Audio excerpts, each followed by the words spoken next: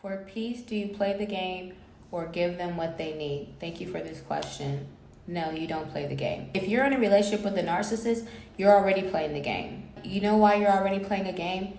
Because you're most likely walking on eggshells. You're most likely already suppressing a great deal of who you are. You're already compromising your values to be with this person. And the more you compromise your values, the more you suppress yourself, the more you feel like you are losing yourself. And the reason why you're losing yourself is because you are compromising yourself for someone else. If you're going to continue to be in a relationship with a narcissist, the tools that I suggest is the deep method. Do not defend, do not engage, do not explain, do not personalize. Because they enjoy chaos, they enjoy confusion. Their love language is to fight. So there can be no peace where there is war. I find that oftentimes survivors of abuse and victims of narcissistic abuse, they want to wrap themselves and anchor themselves in this hope that this person is going to change. But what that is, you're trying to control somebody else versus having radical acceptance. And radical acceptance looks like this person is who they are. And if I'm going to remain in this relationship with this person, I really need to use tools to control myself, to manage my own emotions and my own mental health versus trying to get someone else to see that I'm deserving of love. Because why, instead of getting this person to change, why don't you deem yourself worthy enough to be in a relationship with someone who does exemplify love, safety, sexual discipline, financial stability, thoughtfulness, all those things that you want in a relationship? Why don't you it's just like being on a job. If you're unhappy at a job, you're just going to stay there for 20, 30 years. I mean, a lot of us do that. That doesn't make it right. When there are so many other people out here who are employers, there's so many jobs out there. You can go get another job just like you can get another man. So why continue to sacrifice your own peace and in order to have peace with somebody who's not peaceful?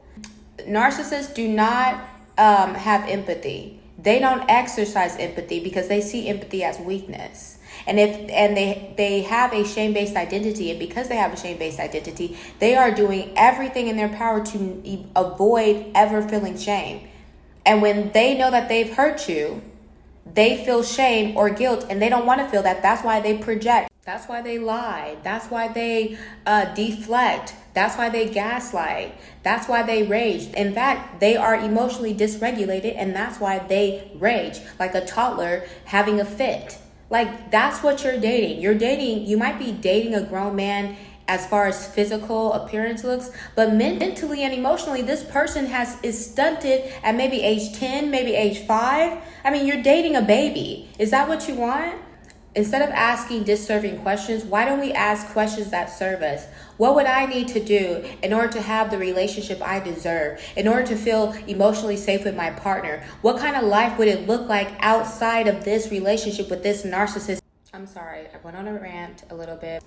The other two tools that I can offer you is to either gray rock, and I have a video on that, check it out, and to just be neutral. Don't personalize anything this person says and just be neutral. Radical acceptance will help you a lot. Radical acceptance, which looks like accepting this person for who he or she is. This is who this person is. Just like you want to be accepted for who you are, try accepting other people for who they are. This is who this person is. So if this person never changes, if this is your life in the next 5 years, could you deal with this? And if not, there are so many people who anchor themselves in hope and are in these relationships for 20 and 30 years, hoping this person is going to change. And this person never changes. And they've just allowed the best days of their life, the best years of their life to go down the drain. And then they're resentful and they're bitter and they're regretful that they didn't leave when what? I knew better. You know what intelligence is? Is acting on knowledge. When you don't act on what you know, that's foolish. I mean, and let's keep it real for a moment. If you worked at a job and you knew that all you had to do was gaslight and, throw a tantrum, and your boss is going to let you have all the benefits and equal pay to the other people who actually work on the job, why would you quit that job?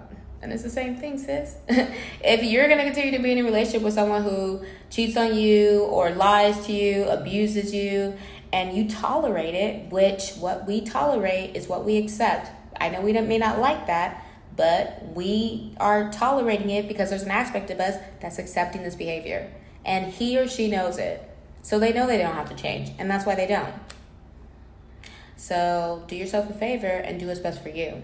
And stop worrying about him or her. And book some coaching.